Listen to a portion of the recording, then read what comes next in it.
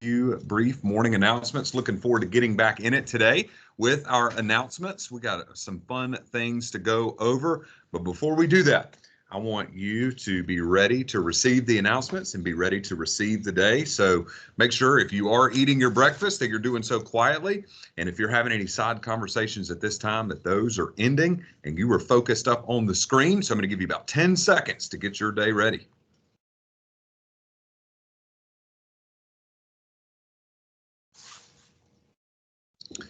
Thank you for that, scholars. Hey, so we want to make sure we're following the Fairview Five in all that we do, right? It's what separates us from everybody else in the entire county, right? It's ours as scholars here at Fairview. We follow 5 expectations, and we do it better than anybody else, right? And our Fairview Five is very simple. We want to actively listen to the speaker.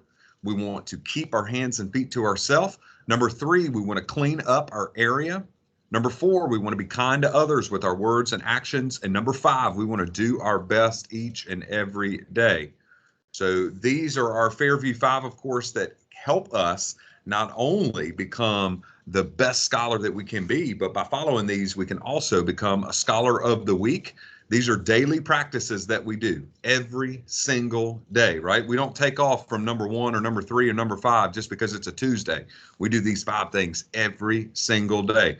I don't talk about them on announcements just because I want to talk about them, right? We talk about them because this is what we believe in and what we do every single day. Hey, a couple daily reminders for you scholars as we're entering back into the Eagle's Nest. It was so good to see everybody yesterday. Today is our first full day in about a week. So it's definitely going to be a great day, but we want to make sure that you're protecting your device. So you need to bring that to and from school along with the charger each day in the Eagle's Nest, but you want to make sure that that is in your book bag. So I've been seeing a lot of that as you've been coming off either off the bus or out of the car or the walker line. So you've been doing well with that, but continue to protect that device and bring it to and from school each day. You'll definitely want to make sure that you're bringing it each day so that you can participate in some of your classes if your teachers are having you work through something on your device. Also making sure that your mask is over your mouth and nose and that you're wearing your 1 card each day. Just as a reminder here as we're back in the Eagle's Nest, we want to make sure that we're following this right here, that mask is over our mouth and nose during this time, right? Especially right now, it's the winter season, so it's cold outside, a lot of germs rolling around. So this will really help us stay healthy and keep you in the Eagle's Nest, right? That's what we want, because when you miss a day, well, that's tough, right? So we want you to make sure that you're here every single day.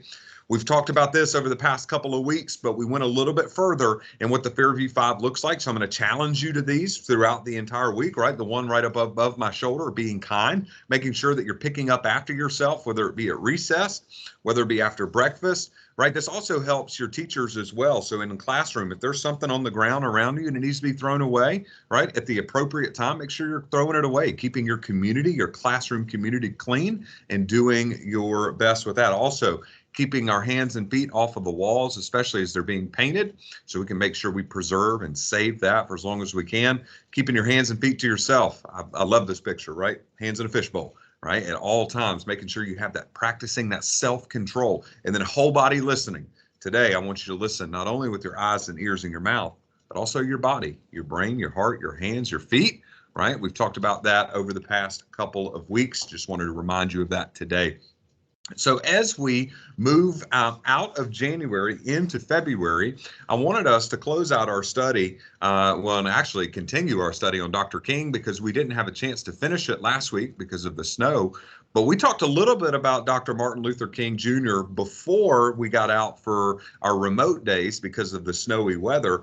But we know that we observe Dr. Martin Luther King Jr. Day on the 3rd Monday of every January. So we've been doing that for a while, but we were actually out of school that day. But we wanted to give you a little backstory behind that. So a lot of you know or have at least seen a picture of Dr. King before. Even if you're really, really young, you've probably still seen a picture of him or heard about him before.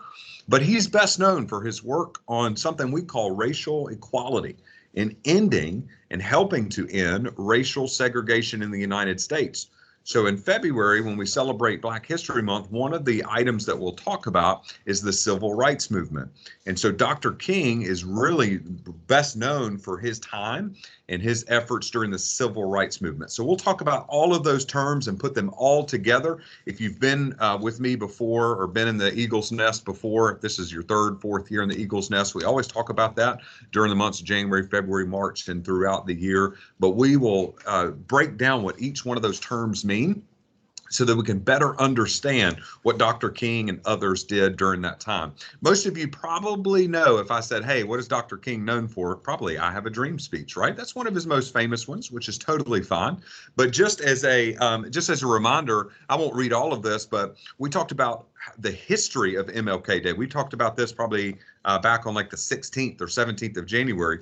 But there were these, a U.S. representative and a senator, John Conyers and Edward Brooke. Those were the two gentlemen that introduced a bill to make Dr. King's birthday a national holiday. So it just didn't fall from the sky and somebody said, hey, we should make that a national holiday, right? These two gentlemen fought for that along with many other people, because if you take a look at the second bullet point, if you remember this, over 6 million people signed their name in what we call a petition because they wanted to see Dr. King's birthday become a national holiday. And then, of course, in 1983, we're in 2022, so way back in 1983, President Ronald Reagan signed a bill to observe Martin Luther King Jr. Day on the third Monday, of January. So just a couple of things. So over the next couple of days, I want to do a little bit of a deeper dive. So I want to maybe talk about one thing that maybe you didn't know about Dr. King, teach you something new. And then I want to take one of his famous quotes and dive a little bit deeper into it. So you're probably looking at the picture and you're like, well, wait a second, that's not Martin Luther King. Well, it is Martin Luther, but it's not Martin Luther King. So maybe you did not know this, but we know Dr. King as Dr. Martin Luther King. So he was born as we would think, oh, Martin Luther King. No, he wasn't, right? Dr. King was actually born as Michael. His first name was Michael King Jr. And of course, he was born on January 15th. He was born in 1929. Now, his father, Dr. King, he was a pastor. And so when Dr. King Jr., when Martin Luther King Jr. was just 5 years old, Dr. King, his dad, traveled to Germany.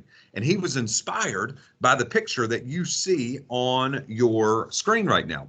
And that guy's name was Martin Luther. Now, Martin Luther was a German priest, so like a pastor.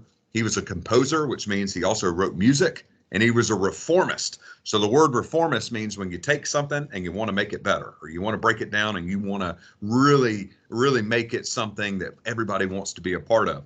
So his name is Martin Luther as well. So Martin Luther King's dad was so inspired by the teachings of this guy, Martin Luther, right? And what he did for the people in Germany and all across the world. So when he got back from Germany, he said, man, we're going to change our names. So his father, Martin Luther King Jr.'s father, and he changed his name, and he also changed his son's name. So as a result, and read it right there, King Sr., Dr. King Sr. changed his own name as well as Michael King to now what we know is Martin Luther King Jr. So as you get older in life, you may hear a little bit more about the picture, the guy on the picture of the screen right now. His name is Martin Luther, but that's why we refer to the other Martin Luther is Dr. King, or Dr. Martin Luther King Jr. So I thought that was interesting that he was born as Michael King Jr., but instead we don't say, hey, Michael King Jr. had I Had a Dream speech. No, changed his name to Martin Luther King. Now, the story goes a little bit further. He didn't officially change it on his birth certificate until a little bit later in life, but I always thought that that was a unique fact that he was born as Michael and then his dad changed his name and his own name to Martin. So let's dive a little bit deeper into his words before we get going this morning. So, one of the things, scholars, that you see a lot of are quotes, right? Especially by Dr. King, right? Dr. King, he was very good with his words. He said some really powerful things, and he would really move people when he spoke. That's why people loved to go to his speeches and loved to go watch him speak. He was He was also a preacher,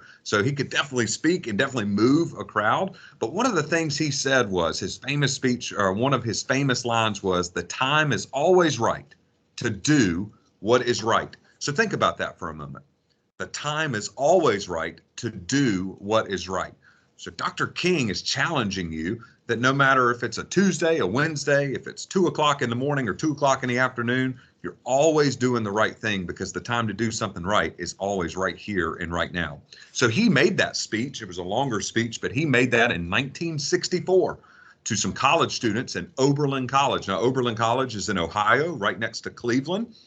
But he used this speech to urge students at Oberlin College and around the world to demonstrate in a non-violent way for social and racial equity. We'll continue to talk about that in the next coming weeks. But Dr. King said the time is always right to do what is right. So I tell you every day, be great because you are great. But today I'm going to tell you the time to be, or the time to do right is right now, right? Always the right time to do that. And so one of the things that you can do today as we move on into our last little slide here for morning announcements is it is National Thank You Week. So yesterday I talked to you a little bit about it over the loudspeaker. And Thank You Week is where we just take some time to self-reflect and thank those around us that are doing great things each and every day. Now, you may be a kindergarten scholar, a fourth grade scholar, pre-K scholar, maybe an adult in the building, right? But you're never too old or too young to be able to say thank you to somebody else. And so today, scholars, I'm going to challenge you to say thank you to our support staff. Throughout the day, if you see one of our custodians, if you see one of our cafeteria workers today, one of our bus drivers, I simply want you just to say thank you for what you do. We appreciate you. That would mean so much to them, but really mean it when you say it because, man, like Mr. Battle, Mr. Purdue, our cafeteria ladies, our bus drivers, they really help us make school happen, keep it clean, get you here on time, feed you. They do a lot of great things on top of what your teachers do every single day. So I challenge you today in National Thank You Week to thank our support staff and our custodians, to thank our cafeteria workers, and to thank your bus drivers today if you are a bus driver. So that's your challenge for today, along with being continuing to be a great and elite scholar. Looking forward to seeing you in action today. Fifth graders, you are taking interim 2 of your science benchmarks today. Looking forward for you to show what you know. Remember to take your time. It is on the computer, so make sure you're taking your time and getting yourself prepared for what an EOG would look like in May. You still got plenty of time. It is okay, so take a deep breath and do your best. Everybody else, remember to be great because you are great. Can't wait to see you in action today at 7:41. It's time to get after it.